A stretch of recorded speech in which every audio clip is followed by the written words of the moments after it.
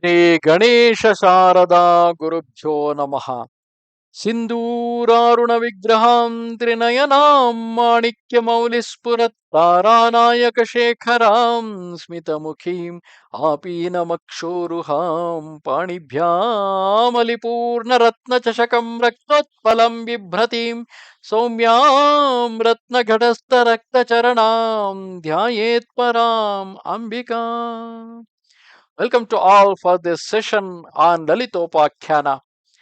In the previous chapter, we have seen how Kameshwari had selected Kameshwara as her husband, the formation of the divine couple who had no beginning and they were always one and became two for the sake of creation of this world.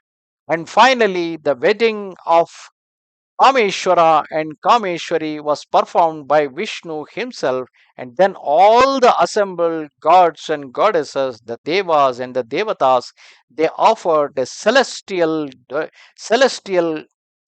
gifts to the newly wedded couples. Now, in order to take the newly wedded couple in procession to the Darbar hall in the palace of Sri Nagara, Brahma got prepared a magnificent chariot by name Kusumakaram, sweetly fragrant with the scent of celestial flora, well supplied with invincible weapons of every available variety, and capable of traveling anywhere on earth or in the firmament, and well equipped with all desirable articles. He who approached this wondrous chariot near enough to inhale its fine fragrance was instantly freed from all illusions, illnesses, and hunger or thirst. Thus, freed from all wants, he became filled with unalloyed joy and peace of mind. As Sri Devi Lalita and Kameshwara boarded the chariot, Kusumakara, the golden umbrella, was held over them, while the fan whisks were waved beside them. In front of them, unfurled and flapped the Ananda Dhwaja, the flag of bliss.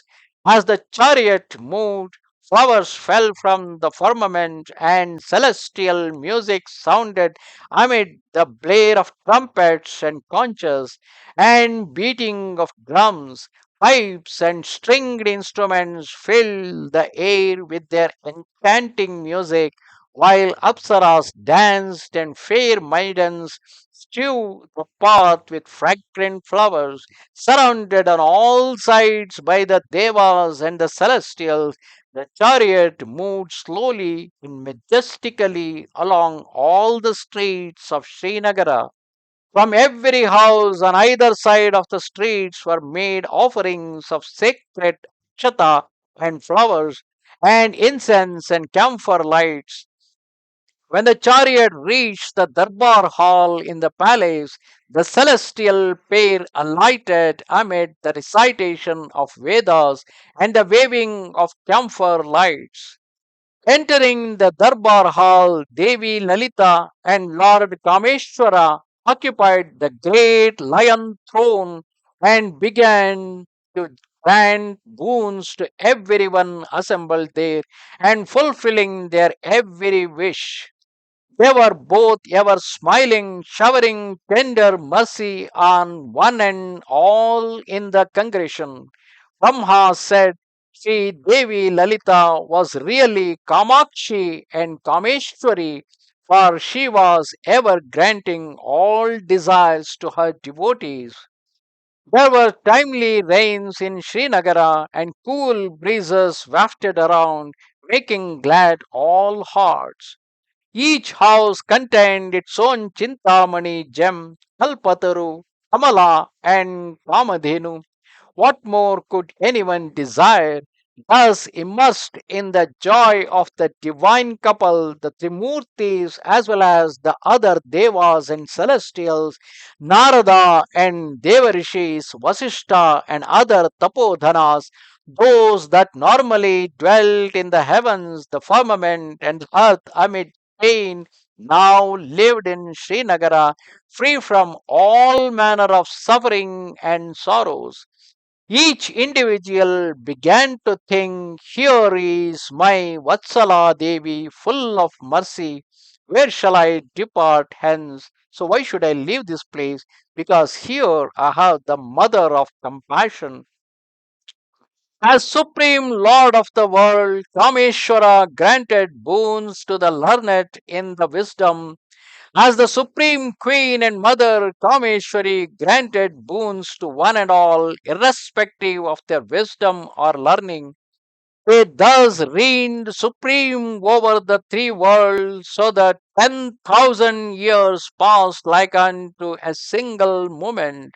Then came Devarishi Narada to Kameshwara and Kameshwari, and humbly prostrating himself, he said, O Parabrahma and Parandhama, O Holy Parameshwari, O Thou source of all thoughts and emotions, this forum has been assumed by you for the sustenance of the universe, for the destruction of the wicked and the protection of the good. O Kalyani, it is for you to save us all from the clutches of Bhandasura, who is even now tormenting the three worlds. Thou alone of all the celestials, and none else can bring about this downfall. In your presence, the Devas have spent a long time indeed in great joy, forgetting their respective lokas and their various duties.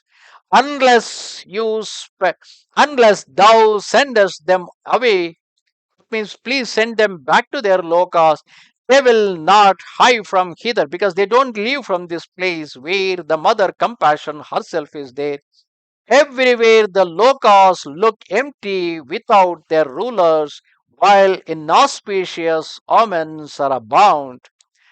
Understanding Narada's anxiety, Devi sent for Brahma, Hari, Shambhu, Indra, and the Dikpalakas and the other devas and instructed them to get back to their lokas and attend to their duties without fear. For she would herself attend to the destruction of Bhandasura and his Shunyanagara. He assured them of her protection from moment to moment. Unable to leave her presence easily, they made salutations to the divine pair over and over again, and with great difficulty returned to their lokas unwillingly and with heavy hearts, ever and anon looking back longingly. They left as though they were leaving their respective souls in the presence of Deva Devi, while only their outward shells were proceeding to their own lokas, for they were unable to bear the separation from the divine pair. Whosoever recite this narrative of the rise of Devi Lalita, her wedding with Kameshwara, and her coronation as Queen of the world, with an understanding and devotional heart full of faith, shall be blessed with wealth and prosperity. His speech shall become gentle and sweet as nectar. Evil and misfortune will take wing and flee from him. Fame shall reside with him, and he shall be considered chief among his people. Lakshmi will remain with him steadily, attending to his welfare ever. He will be freed from the three varieties of sorrow of Adi Bhautika, Adi Atmika, and Adi Daivika. He will obtain the four Purusharthas, Dharma, Artha, Kama, and Moksha. In short, he who recites or reads even parts of this narrative during the two Sandhyas, dawn and dusk, with Sandhyana of Simhasaneshwari, such an one shall within 6 months be blessed with much wealth and prosperity. Thus ends the introductory part of Sri Lalitopakhyanam.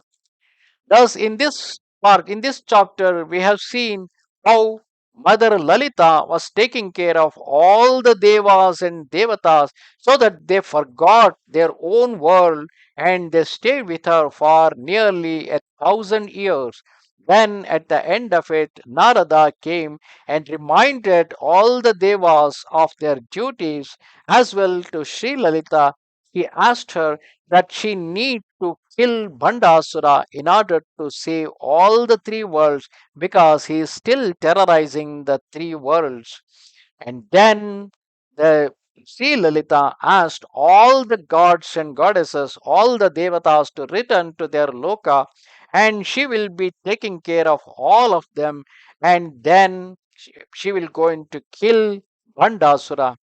And whoever listen to this story of Sri Lalitha and Kameshwara will be blessed with everything in this world. Namaste Sharada Devi Kashmira Puravasini Twamaham Prarthaye Nityam Vidya Danancha Dehime. Goodbye.